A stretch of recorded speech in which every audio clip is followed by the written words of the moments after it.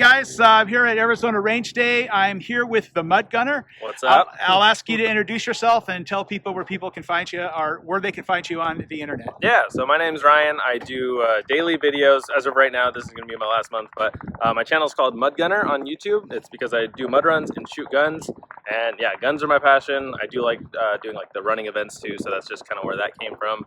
And then other than that, I'm just big into guns. I work in the gun industry, so I work at a store here in Arizona called Arizona Firearms, but I'd say that's kind of how I got started in it. And then Zona is hosted by my buddy Angelo. I met him a few years ago, and then we've just been kicking it since. All right, well, let me start off by asking you the first question. If anyone watches your channel, they know that you have a pretty prolific collection of firearms. Yeah. Is there any way you could give the audience a sense of your scale? Like how many rifles, how many pistols, how many safes do you have? Yeah. And Well, ballpark.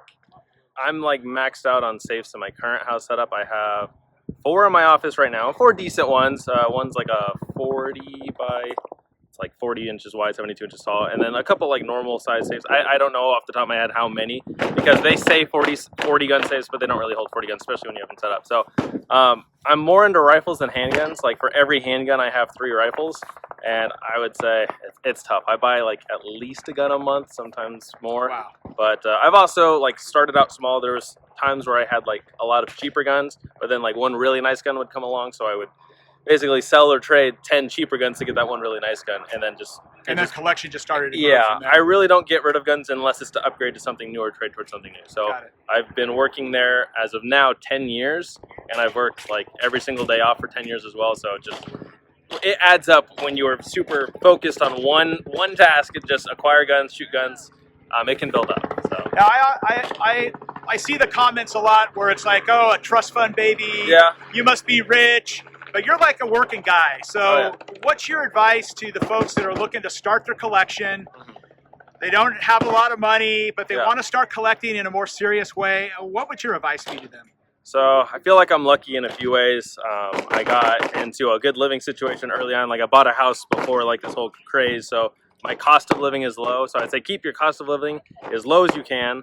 And then I see a lot of guys do like the bandwagon thing where they'll buy a gun when a new one comes out, they'll trade it at a loss, and just that. So, I mean, I have regular customers where they could have owned the 30 guns they've wanted if they would have just kept the one, but I don't know, it's that kind of cycle. I try to not be in that cycle.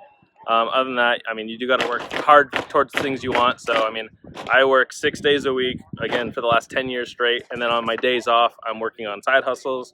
I do my own merch, apparel, the YouTube stuff. So, I mean, I would say my work days, it's not real, like, to me, it's not real work, like doing the YouTube stuff, but it is a lot of work and it's focused. I would say my work days right now are at least 12 hours a day, 7 days a week. So it's just definitely working. You also buy a lot used too. Almost like 95% of what I buy used. So yeah, I mean, I know it's not for everyone. It's a lot. Like you want to have a social life, you want to do fun stuff, but sometimes for me, I like sacrifice some of the fun stuff to do what I want. But then I feel like it's paid off because now like the shooting is the fun stuff for me, and I've gotten to the point where I have a decent amount of ammo that I can shoot, and I just buy it secondhand over the years and build up. But, if people again watch your channel, they see sometimes you get your girlfriend involved and you got in her. So she's over there right now. What's some of your advice if someone's looking to get their significant other involved in the shooting sports? How did you get someone to come along and sort of create that environment where it was very positive? So, I mean, it's going to be different per person, and I've been in previous relationships, and when I met them, I already had a lot of guns, so I see where guys try to get into a new hobby, and their girlfriends or wives are not into it. That's tough, because you weren't already into it. Anyone that meets me, it's already consumed my life, so as far as that goes, I've learned that you can't, like, force someone to like what you like, but I tried to bring her out and start her off small. But I can't just come out here and expect her to be able to run a whole course of fire without, like, you know, problem solving and stuff like that. So it's kind of like let them go at their own pace and just understand that they're probably not going to have the same mindset as you on it unless they, like, I don't know, unless they really take a loving to it. My girlfriend, like, she's great. She's a decent shooter and she's learning everything. But I don't see her, like, going as hard at it as me. And not that that's a bad thing, too, because if we both are hardcore at it, she's gonna want everything I have. Yeah, so, that's always good. I like that, you know, it's still my main hobby, and she just supports me. Like right now, she's helping me run my booth where I'm selling my merch today. So she doesn't really care to go shoot, but she just went and shot a couple guns. She's like, yeah, let me shoot a couple rounds, and that's fine. So, All right. yeah. The apocalypse is upon us. Yeah. You can only save one gun from the entire collection.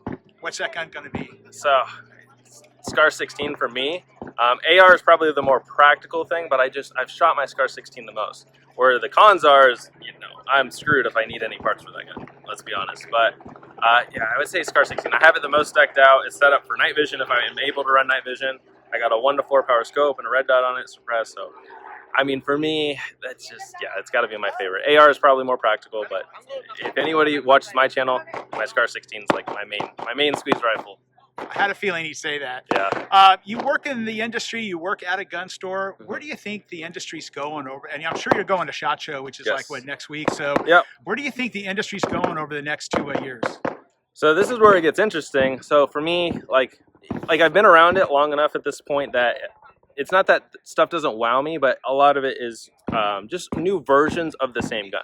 So it's very rare that you're gonna have a entirely new platform or stuff that really takes off. I see new calibers every year. I see different designs of a gun, right? Like they'll make a gun small, like the Sig Macro. That's a cool design.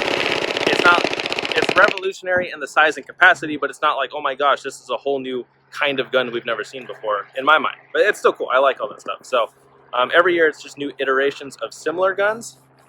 As far as like what I foresee, now that we have a Republican president, I'm hoping prices come down. It's just the cost of materials right now is high. So I see like in the last 12 to 48 months, our dealer cost and everything has gone up, but the secondhand sale has gone down. So your guns are more expensive new, but they take a bigger hit used. I've noticed that.